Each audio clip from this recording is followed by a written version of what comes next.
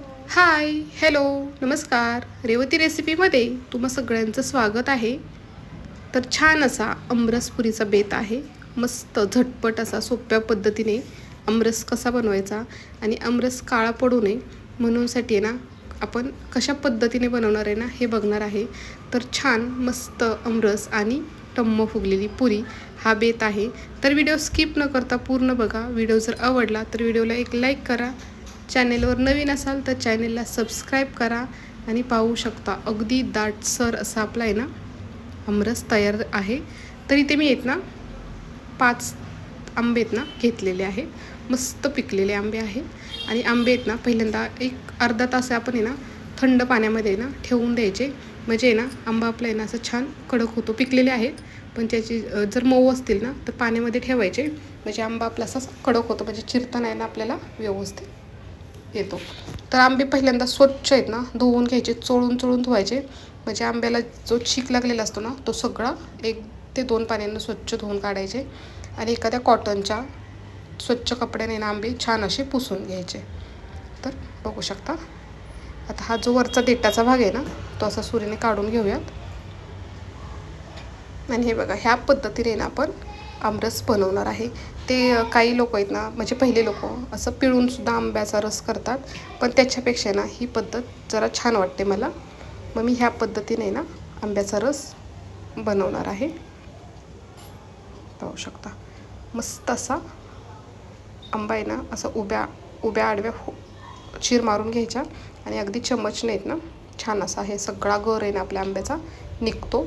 अजिबात आंबा आपल्या ना वेस्ट जात नाही.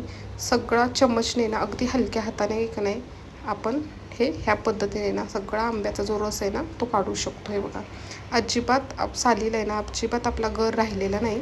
तर हे बघा ह्याच पद्धतीने ना सगळे आंबे आहेत ना मी छान असे आंब्याचा गर काढून घेणार आहे. आणि मिक्सरचं भांडं घेतलेलं आहे मोठं. त्याच्यामध्येच आपण गर सगळा काढून घेणार आहे. खूप सुंदर असा सुगंध सुटलेला आहे आंब्याचा. पाहू शकता.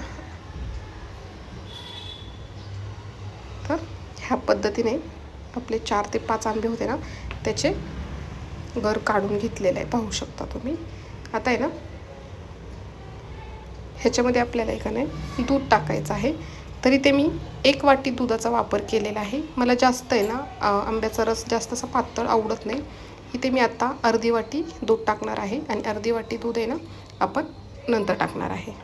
तर आता इथे 1 वाटी साखर घेतलेली आहे गोडीसाठी आणि 4 ते 5 वेलची घेतलेली आहे. तीही सोलून टाकूयात.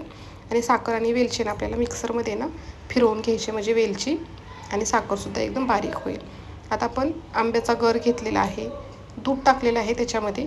आता वेलची पावडर आणि साखर टाकूयात आणि छान असं मिक्सरला फिरवून घेऊयात. तर बघू शकता मिक्सरला फिरवताना ना मी अजून अर्धी वाटी ना दूध टाकलेलं आहे. तर मस्त असा आंब्याचा रस आपला आहे ना तयार झालेला आहे. आणि बघू शकता ह्याच्यापेक्षा पातळ आहे ना आंब्याचा रस आहे ना मला नाही आवडत. त्याच्यामुळे मी इतका दाटसर असा आंब्याचा रस बनवलेला आहे. आता ह्याच्यावरती आहे ना मस्त असं दिसण्यासाठी ना आपण थोडेसे आहेत ना बदाम आहेत ना छान असे कापून घेतलेले आहेत आणि बदाम टाकूयात. तर आता आंब्याचा रस तर झालेला आहे. आता आपण पुरी बनवणार आहे. तर पुरीसाठी नाही ते मी गव्हाचं पीठ आणि मैदा हे दोन्ही सेम प्रमाणात घेतलेलं आहे आणि ते पीठ छान असं मळून घेतलेलं आहे. आता आपण पुरी लाटाय घेणार आहे. तर मोठा असा आहे ना उंडा घेणार आहे. सुकं पीठ लावायचं आणि छान अशी आपल्याला आहे ना एक चपाती लाटून घ्यायची. आता पुरीसुद्धा आहे ना लाटताना अगदी तुम्ही छोटे छोटे गोळे करून आहे ना तशीही पुरी करू शकता.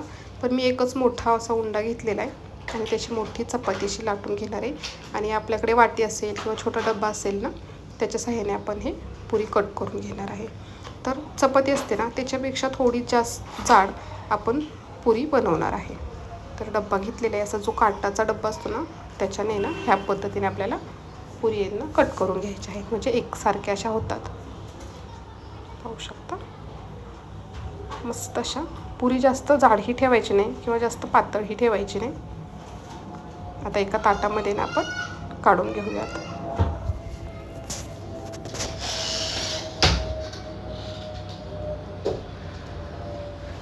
तर ह्याच पद्धतीने आहेत ना मी ज्या राहिलेल्या पुऱ्या आहेत ना त्या मी लाटून घेणार आहे.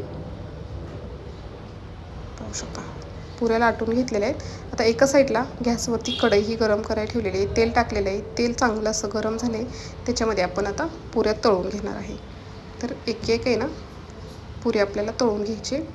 तेल आहे ना मीडियम असं गरम करायचं आणि गॅस मीडियमच ठेवायचं आणि मीडियम गॅसवरती आपल्याला पुऱ्या तळून घ्यायच्या आहेत.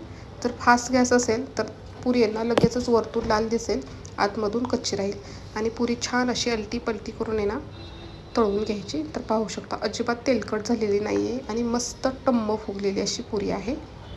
तर पाहू शकता आता जे राहिलेल्या पुऱ्या आहेत ना त्यासुद्धा मी मस्त अशा तळून घेणार आहे.